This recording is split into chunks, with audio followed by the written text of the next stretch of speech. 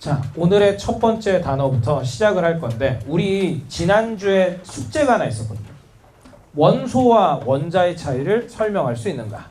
되게 이게 생각보다 어렵거든요. 원소와 원자라는 것에 대한 이야기가 그냥 거기에 나와 있는 정의로만 보면 되게 어려운데 원소와 원자를 아마 분류하려고 노력하다 보면 분자라는 개념에 닿게 될 겁니다.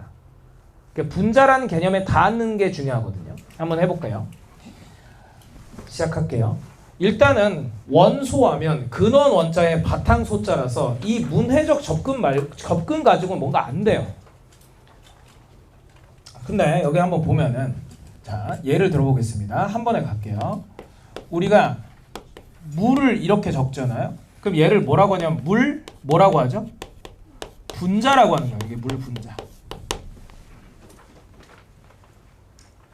물 분자라고 하는 거야. 이거는 물 분자 구조를 이렇게 적는 거죠. 물 분자식을 이렇게 적는데 이거에 대해서 우리가 어떻게 얘기할 수 있냐면 얘는 원소라는 개념은요. 원소라는 개념은 종류를 따지는 거예요.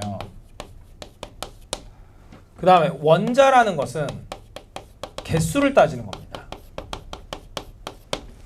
그래서 물 분자는 이원소이고 그 다음에 이게 수소 원자가 수소라는 원소가 두 개가 있고 물이라는 원소가 하나가 있기 때문에 그죠? 그래서 원소는 두 개인데 종류는 두 개인데 원자는 수소 원자가 두 개 있고 수소 원자, 산소 원자가 한 개 있어서 얘가 3원자예요.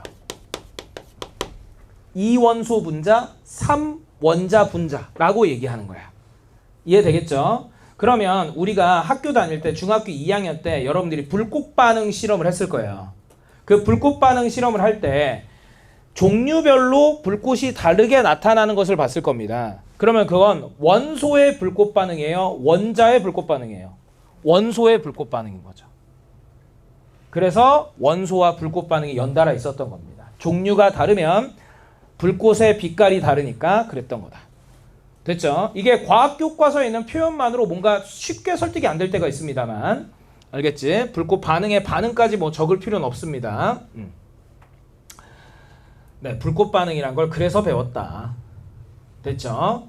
이게 돌이킬 반자라는 건 불을 붙였을 때 얘가 거기에서 반응, 돌아오는 응대가 어떻게 오느냐 이게 좀 색깔이 다르게 나타난다. 그리고 우리가 또 이제 빛에 대한 걸 배우면서 분광기를 배웁니다. 분광기. 분광기가 분자가 무슨 분자야? 나눌 분자고 광자가 빛광자죠.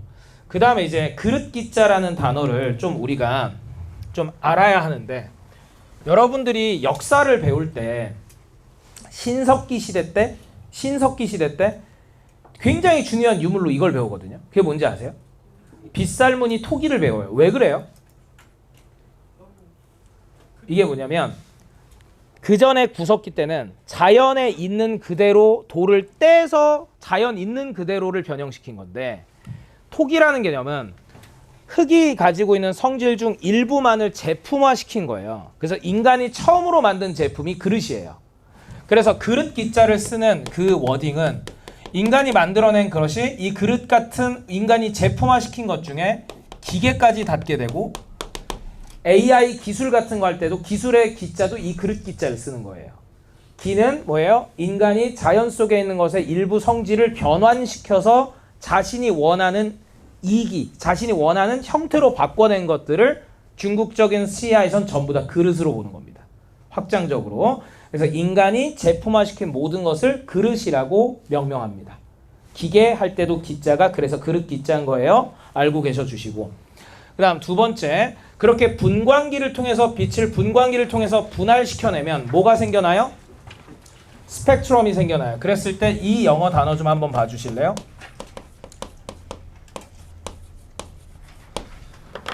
우리 그런 얘기 들어봤나요? 저 사람은 참 스펙이 좋아. 이런 얘기 들어봤어요? 그 스펙 할 때 그 스펙이 바로 스펙트입니다. 스펙 할 때 스펙이 스펙트입니다. 이 스펙트는 영어로 보다라는 뜻을 가져요. 보다. 알겠지? 그래서 스펙트럼은 스펙트가 우리에게 보다라는 뜻이고 거기서 빛이 나눠져서 뭐죠? 빨주, 노초, 파남보 뭐 이렇게 갈라지죠. 뭐 이걸 256색으로 가르는 것까지도 보기도 하고요. 네. 어찌됐건 그렇게 분광기를 통해서 나타난 결과물이 스펙트럼입니다. 스펙트럼은 범주라는 뜻을 가지고 있어서 이 사람이 대할 수 있는 분야가 넓다라고 할 때 이 사람의 스펙트럼이 넓어 이렇게 표현하기도 합니다. 알겠죠? 자, 그다음 전하. 과학 시간의 전하는 전기 전자에 짊어질 하자를 쓰는데 유의어 칸에 유의어 좀 적어주세요. 전하라는 말 대신 하전 입자라는 말을 써도 됩니다. 하전 입자라는 말을 써도 됩니다. 그러면 전기를 짊어졌다는데 여기서 전하는 전기적 성질을 짊어진 겁니다.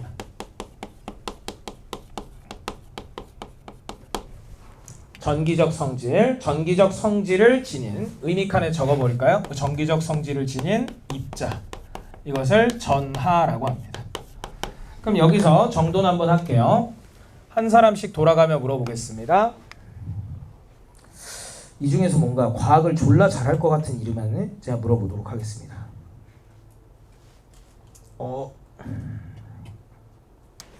전기적 성질은 뭐가 있지? 전기적 성질은 뭐가 있지? 양성, 음성. 그리고 또 뭐 있어? 중성도 있어요. 그죠? 양성, 음성, 중성. 그래서 훗날에 우리가 이제 원자를 배울 때 중성자의 역할을 굉장히 중요하게 배우죠.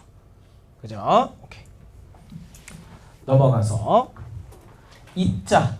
입자는 이제 뭔지 알겠죠? 입자라는 것을 우리가 보통 그 물 원소를 그릴 때 이런 식으로 그린단 말이에요.